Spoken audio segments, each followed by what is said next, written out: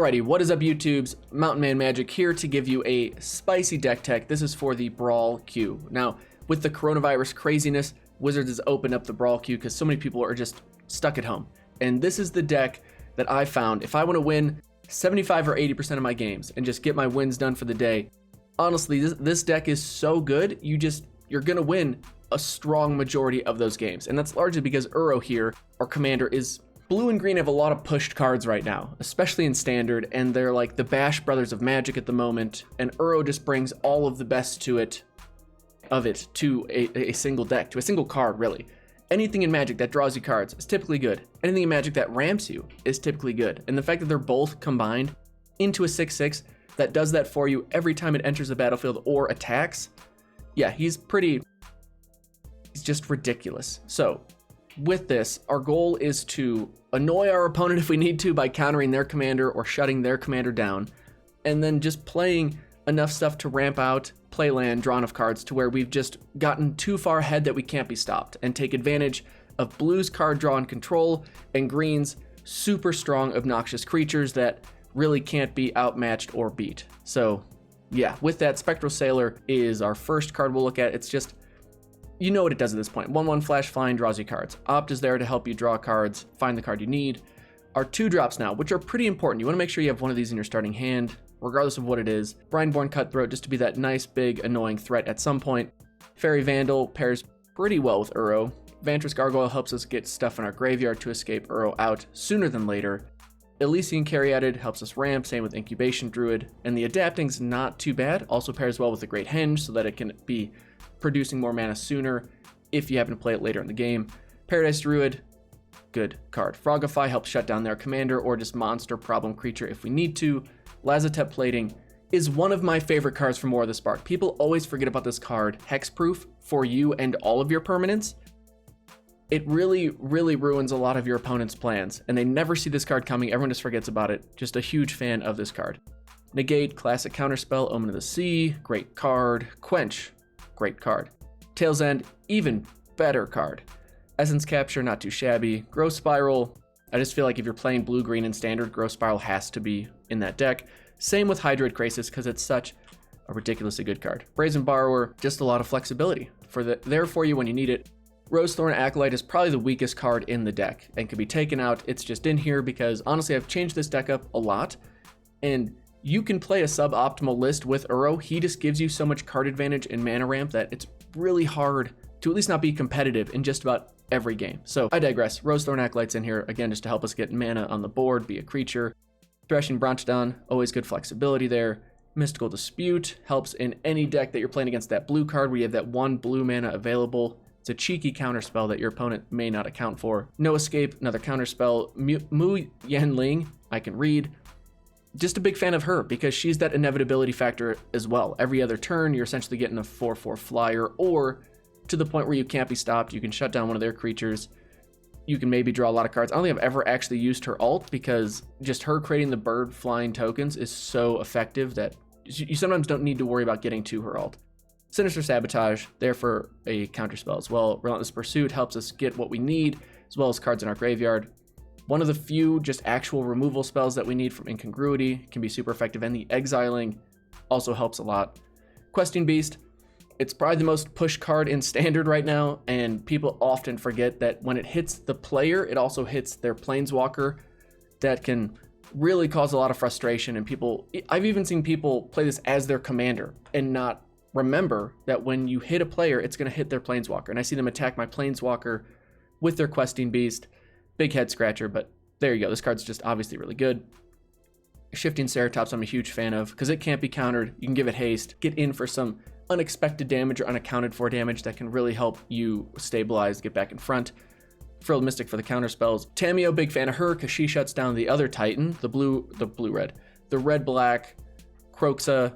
We no longer have to worry about discarding or sacrificing stuff, and Tamiyo helps us get any card from our graveyard back into our hand. Super nice, fills up the graveyard, and occasionally you get lucky, and she just gets you a sweet card in your hand and puts a card in your graveyard. Anyway, big fan of Tamiyo. Biosense Hydra, sometimes you just want Trample and something that gets big with our Planeswalkers like Tamiyo and Mu Yangling. Then we got Biogenic Ooze, just a personal favorite card. Like, it's another inevitability factor. If the board somehow stalls, Biogenic Ooze lets our opponent know that that's not going to last very long. And then Flooded Tears. One of my gameplays will show just how important Flooded Tears is in this deck, because there are some times where your opponent's going to get out in front or have a bit more of an aggressive timeline than you can keep up with.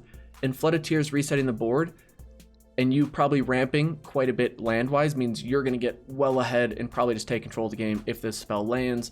Agent of Treachery is stupid good. I mean, any deck that runs Agent of Treachery is probably competitive level in Brawl. And we could throw Thassa in here and do the shenanigans where we bounce Agent of Treachery a lot. We don't really need to do that. We can stay aggressive enough. We don't need to worry about stealing their stuff. If we can steal one thing from them, chances are that's all we need. And if we really need to find a way to get it back, Tamiyo is one of those ways to get it back into our hand from the graveyard. It's just a stupid good card regardless. And the Great Henge, another personal favorite, also ridiculously good. We're just getting too many cards that we can't be stopped. It's the Great Henge. That's what it does. Land base is pretty straightforward. 24 lands. You could probably go 25 if you wanted, but we just have a couple sacrifice ones so we can get stuff in the graveyard.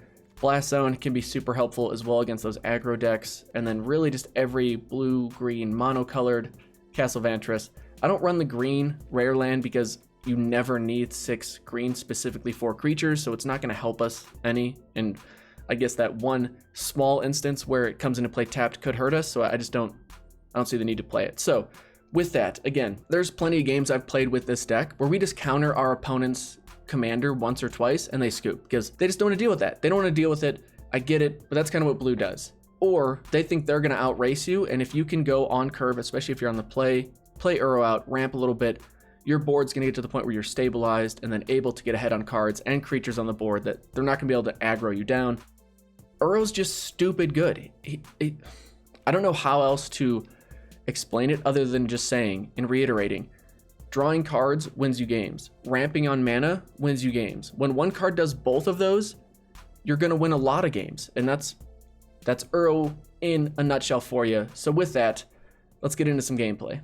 Okay, so I feel like maybe I have been living under a rock because I really just have not seen that many Uro games. And that includes like this past week when I've been trying to record a couple games a day just to get some footage for the video.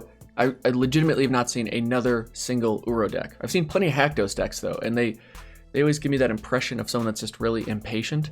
Like they just want to do Boros things, which is play really strong stuff and attack nonstop. But Uro is here to just have them take a chill pill, show them everything's going to be okay for us, not so much for them.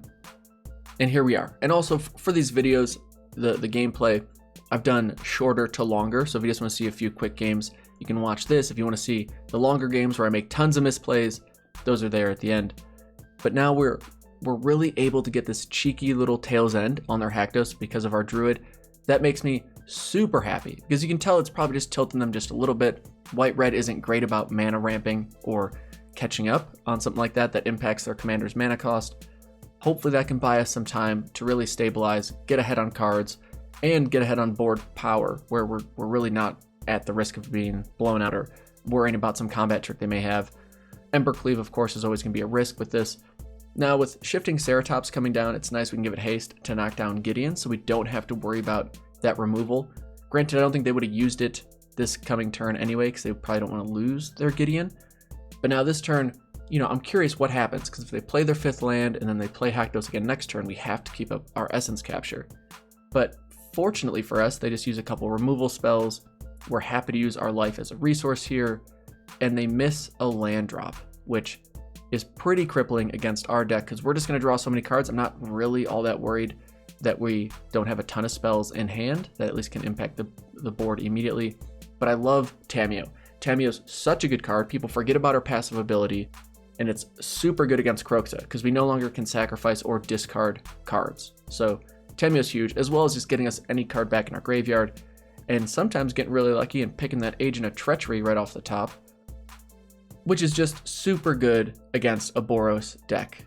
Because chances are, if we steal something like their commander or Gideon, well, we can't steal their commander because we'll never have that kind of, he'll always have protection from Agent of Treachery.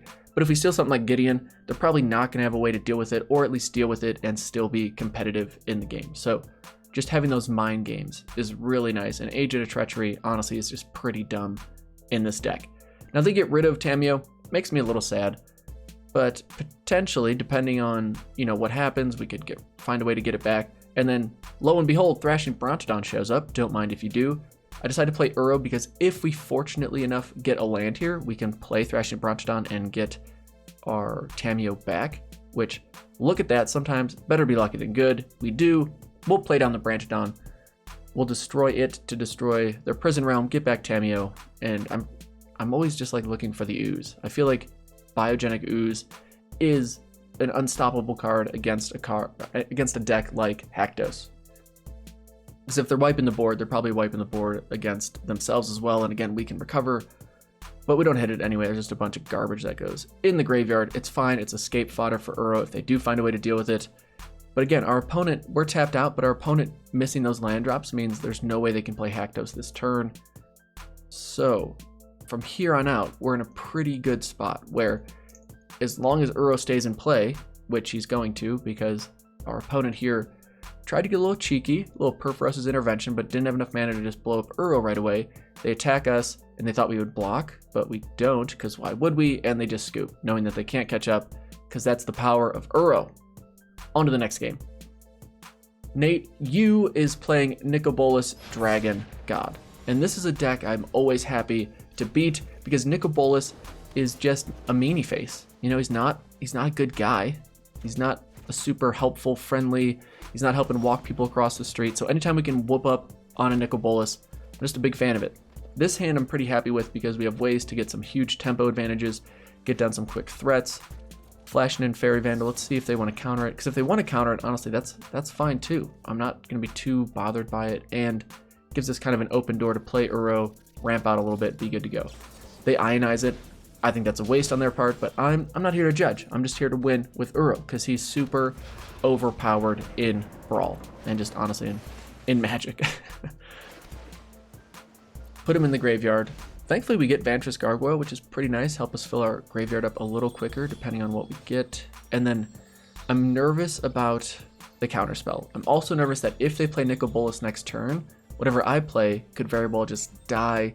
But it'd be super nice to get the Gargoyle down and then be able to play the Great Henge. But I just decided to play it safe here, pass the turn. And if I really want to, I can play Night Pack Ambusher if they don't do anything. But I noticed that they're missing their third black, so they can't play out Nicol, so I just decided to play something to get some counterspell out of their hand. Unfortunately, it's Quench, so they could very well have another one still in hand. But that's alright. We just have too much power. They're not going to be able to stop us, hopefully. That's the plan.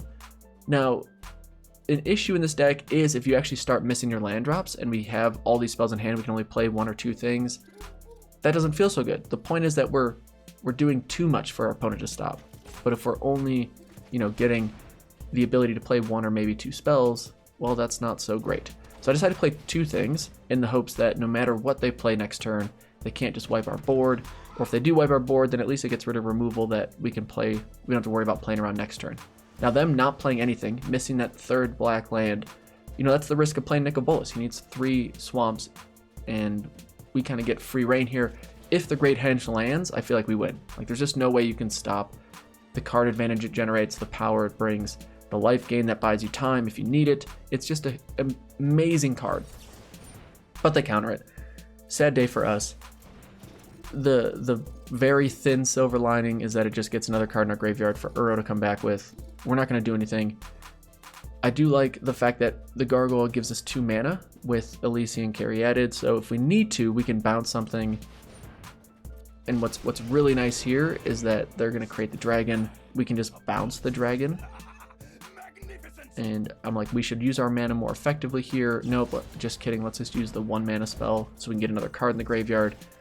And now, depending on what we draw, it's a land, we can just steal Sarkhan. Like, why? You know what, Sarkhan? I'm a fan of you. No need to get on our bad side. We can forgive each other and just work together to destroy Nicol. They play Ashiok though. Big fan of this card. Gonna do a deck tech on Ashiok here soon as well. Thankfully, I don't think they realized when they bounce Sarkhan that they have to discard their own card, which to me is just a huge win because Agent of Treachery can just attack Ashiok and take care of that problem.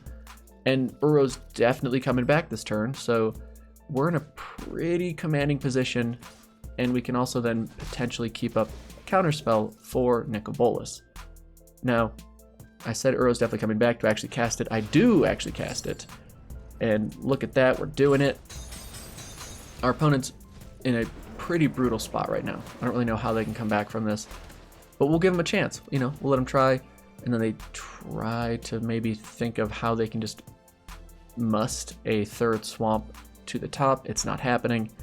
Feel a little bad for them. You know, you still want your opponent to be able to play their deck, and when you're playing Uro, you're almost always going to get to play what you want to play. It's pretty hard for them to just completely shut you down. But anyway, here we are. We got a ton of power on the board. We got our card advantage engine. We can start attacking with our Gargoyle. That always feels good when you just have a 5/4 flyer for 2 mana coming in. Commence the end game. Really not too bothered by that because thankfully Brazen Borrower, even though we can't counter it, we can still just get rid of their blocker and put them on a clock that's probably too much for them to come back from. Plus having a counterspell in hand. But while we're doing combat damage, our opponent scoops and we just win right there.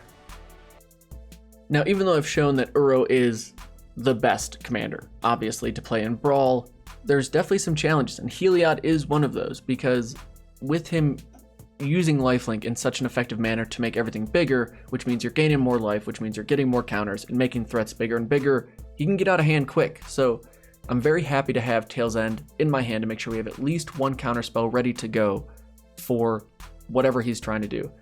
And also having Agent of Treachery is really nice, because if we can steal Heliod, he's probably only got a couple answers to getting it back. Which if we do that, then that really shuts down his deck, gets rid of his engine. I use Quench on that spell because I don't want him to ramp, and just getting more power means it hastens our clock. So anything that slows him down, I feel like is a win in our column. Now, if we can't hit our land drops, if we start missing land drops, that's going to be a problem. And then we have to really start playing for our, we'll say, emergency button play, which is Flood of Tears, to bounce everything, get those counters off his creatures, and then hopefully win by just having bigger bodies. Because the other thing about Helios, though, is that he takes time to set up. He has to get those counters on his creatures, use that life as a resource as well. Thankfully, here we see a couple lands, so we're going to be able to keep doing our thing. But I'm on the fence about what's the best play here. Do we keep up the counter spell? Do we play Uro and ramp a little bit? And I'm thinking it's best you just keep the counter spell up, because anything that slows them down, especially with them only having 2 cards in hand, is good for us. So I play the Evolving Wilds. I'm not entirely sure why I do that. I figure why not, because in my mind I was going to play Uro, and then I realized if I play Uro I can't actually keep up Tail's End. So I was doubting myself, and I was like, you know what, we're fine, everything's fine. Hey look, it's Heliod, Tail's End, go away, thanks for trying. Thankfully they can't play it again this turn, but they can certainly play Gideon, which is not great, and Gideon's also a problem, because if we do steal Heliod and Gideon has enough loyalty, he can just exile it and he gets his commander back. So that's unfortunate. We don't want that to happen.